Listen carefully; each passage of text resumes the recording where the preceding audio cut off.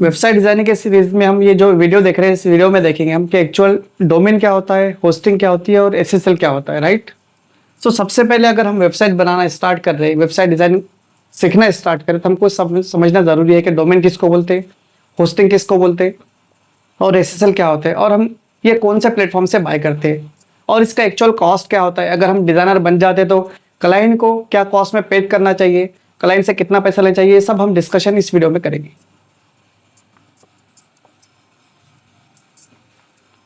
सबसे पहले हम समझेंगे डोमेन को।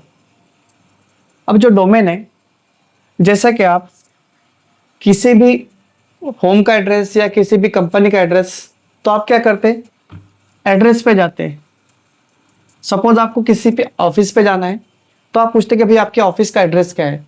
तो आपको अगर सही एड्रेस मिला तो आप एग्जैक्ट ऑफिस पे विजिट करोगे। अगर आपको ऑफिस का एड्रेस ही रॉन्ग मिला तो आप एग्जैक्ट ऑफिस पे विजिट नहीं कर सकते। तो सेम जैसा एड्रेस हुआ, सेम आपका डोमेन भी एड्रेस है आपकी वेबसाइट का। अगर आपको एक ऑफिस स्टार्ट करना है तो आपको एक एड्रेस चूज करना पड़ेगा, फिर वहाँ पे आपको ऑफिस स्टार्ट करना पड़ेगा। तो सेम यहीं पे आप अगर आपको वेबसाइट बनाना है तो सबसे पहले एक डोमेन चूज करना पड़ेगा आपको, जो कि आपके वेबसाइट का लोकेशन है, एड्रेस है। तो ये कैसा होता है, जैसा कि आप देखे होंगे गूगल का, तो www रहता है डॉट, और google.com, अगर हम गूगल की ही बात करें तो google.com। तो ये क्या होता है, एक्चुअल आपने देखे होंगे हर वेबसाइट के पहले www कंपलसरी रहता है, और इसमें एक और रहता है, किसी में आपको HTTPS भी मिलेगा, ये भी रहता है। तो एक्चुअल ये क्या आता है इसको भी समझेंगे। देन फिर यहाँ पे गूगल है और लास्ट में .com है। तो यहाँ पे 3 सेक्शन बने इसके, एक www जो कि गूगल के पहले है और एक .com जो कि गूगल के बाद में है।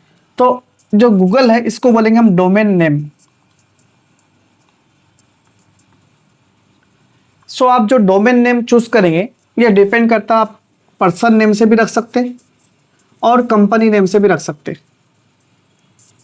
पर्सन नेम, सपोज आपका नेम संतोष है या आमिर है तो आप www.amir.com रखेंगे या फिर www.santosh.com रखेंगे। डिपेंड करता है आप पे, आप अपने नाम को ही ब्रांड बनाना चाह रहे हैं तो आपको अपने नाम से ही कंपनी रजिस्टर करना है, वही नाम से आपको वेबसाइट बनाना है, क्योंकि हम वही नाम से डोमेन खरीदते हैं जो नाम से आपकी कंपनी होती है। कभी भी ध्यान रखिए, अगर आप डोमेन खरीद रहे बोले तो कंपनी का नाम क्या है वो हिसाब से डोमेन खरीदिए। अगर आपके कंपनी के नाम से आपका डोमेन मैच नहीं हो रहा, ऑलरेडी वही उसको कोई बाय कर चुका है, तो रिलेवेंट आज आगे पीछे कुछ तो भी आप उसके शॉर्ट फॉर्म के हिसाब से, suppose for example reliable solution, और ऑलरेडी ये नाम से आगे पीछे कितने ही बने तो आप डायरेक्ट rs.com बोल के बना ले सकते हैं। तो आपको सोचना पड़ेगा वहाँ पे कि आपको वो अवेलेबल है नहीं है जो आप बाय करना चाह रहे हैं, नहीं है तो आपको रिलेवेंट आसपास वर्ड देके बाय करना है। सो डोमेन जो है कंपनी के नाम से बना सकते हैं या फिर पर्सन के नाम से। कंपनी के नाम से बोले तो जैसा मैंने अभी आमिर संतोष के एग्जांपल दिया। अगर आपका कंपनी नेम है जैसे कि रिलायबल सॉल्यूशन तो आप www.reliablesolution.com के नाम से खरीदेंगे। तो आई थिंक ये समझ में आ गया आपको कि डोमेन किसको बोलते हैं, जो कंपनी का नेम रहता है मेन उसी को हम डोमेन बोलेंगे। और XYZ कुछ भी होता है बट ये यूनिक रहता है, अगर ऑलरेडी कोई बाय कर चुका तो आप दोबारा उसको बाय नहीं कर सकते, लेकिन कर सकते हैं। हाँ, ये भी बता रहा हूं मैं कि कर सकते हैं, कैसा कर सकते हैं बता रहा हूं। तो ये कॉमन रहता है, www. कॉमन रहता है। देन जो गूगल है ये कॉमन नहीं रहता है, यूनिक रहता है। लेकिन लास्ट वाला .com है, ये भी कॉमन रहता है, देखेंगे आप। तो सपोज आप यूनिक नाम की ही वेबसाइट खरीद रहे हैं, सपोज आपकी कंपनी का नाम यूनिक है तो ऑलरेडी www आप यूनिक नाम से खरीदना चाह रहे हैं, राइट, यूनिक नाम से खरीदना चाह रहे हैं।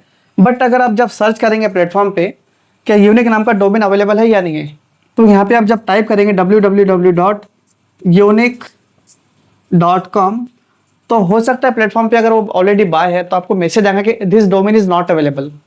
तो अब क्या कर सकते हैं, अब वो अवेलेबल नहीं है, आप तो खरीद नहीं सकते ना। तो आपको क्या करना है, .com के जगह नेम चेंज करना है, तो इसको बोलते हैं हम एक्सटेंशन। तो आपको क्या करना है, एक्सटेंशन चेंज करना है। .com बोले तो कॉमर्शियल होता है, इसको TLD बोलते हैं, टॉप लेवल डोमेन। इसके जगह आप .in कर सकते हैं, जो कि कंट्री वाइज रहता है। अगर आप इंडिया में है तो .in लीजिए, US में तो .US लीजिए, UK में तो .UK लीजिए, दुबई में है तो .UAE लीजिए। डिपेंड करता है आप किस कंट्री से है और आपके कंट्री के हिसाब से कौन सा एक्सटेंशन अवेलेबल है, तो उस हिसाब से आप चूज कर सकते हैं। अगर आप वर्ल्ड वाइड बिजनेस को अपने जनरेट करना चाह रहे हैं तो आपको .com कंपलसरी है, फिर सेकंड ऑप्शन है ही नहीं। हाँ, अगर आप कोई ऑर्गेनाइजेशन के लिए बना रहे तो आपको .org लेना चाहिए। अगर आप स्पेशल कुछ गवर्नमेंट के लिए लेना चाहते .gov लेना चाहिए। तो ऐसे अलग अलग आपको एक्सटेंशन मिलेंगे। ओके, सो यहाँ पे पहले हमने क्या बोले कि यूनिक होना चाहिए। हाँ, यूनिक नाम से अगर .com से कोई ऑलरेडी खरीद ले तो हमको क्या करना है, .in से लेना है अगर अवेलेबल है तो। ओके, तो ये होगा डोमेन। तो डोमेन क्या है, www जो है ये कॉमन रहता है, .com भी कॉमन रहता है, बट जब हम सेम नाम से खरीदे तो आपको एक्सटेंशन चेंज करें तो मिल जाता है। तो ये था डोमेन। अब आप क्या करें, यहाँ पे जस्ट एड्रेस खरीदे, आपको क्या मिला, एक एड्रेस मिला। डोमेन खरीदने के बाद उससे वेबसाइट नहीं बना सकते आप डायरेक्ट। डोमेन खरीदने के बाद में वेबसाइट नहीं बना सकते। अब आपको क्या करना है, होस्टिंग लेना है। ये तो नंबर 1 हो गया। नंबर 2 पे आपको लेना है होस्टिंग। होस्टिंग क्यों लेना है आपको, क्यों बोले तो आप जो डोमेन खरीदे, सपोज आप एक घर बनाना चाह रहे हैं किसी एरिया में, तो आप पहले चूज करते हैं कि भाई मुझे ये एरिया में घर बनाना है। तो आप उस एरिया में जाकर वो लोकेशन देख लेंगे। देन फिर आप लोकेशन आपको पसंद आ गई तो फिर आप क्या करेंगे, उस जो जगह है उसको, स्पेस को बाय करेंगे। आपको कितनी है वो भी देखेंगे, आपकी फैमिली कितनी बड़ी है वो हिसाब से उतने स्क्वायर फुट आप परचेस करेंगे। सपोज आपकी एक छोटी सी फैमिली, आप 10,000 स्क्वायर फुट खरीद लिया तो फायदा नहीं, और आपकी बड़ी फैमिली और 100 स्क्वायर फुट खरीदे तो फायदा नहीं। तो डिपेंड करता है कि आपका रिक्वायरमेंट क्या है, उस हिसाब से आप जगह खरीदेंगे। तो सेम यहाँ पे भी वही कंसेप्ट बनता है कि आपको वेबसाइट कितनी बड़ी बनाना है। आपको छोटी वेबसाइट बनाना है, आप बड़ी स्पेस ले लिए, बड़ी होस्टिंग ले लिए, फायदा नहीं। आपको बड़ी वेबसाइट बनाना है, छोटी सी होस्टिंग ले लिए तो भी फायदा नहीं। तो यहाँ पे डोमेन जो है, चाहे आपकी वेबसाइट 1 पेज की रहने दो या 1000 पेज की रहने दो, प्रॉब्लम नहीं। डोमेन नेम सेम रहेगा, सेम प्राइस में रहेगा, यहाँ पे कुछ भी चेंज होने वाला नहीं। अगर आप .1 पेज के लिए भी बना रहे तो आपको 100,000 रुपीज में ही आएगा। अगर आप 1000 पेज के लिए भी बना रहे तो आपको 1000 रुपीज में ही आएगा।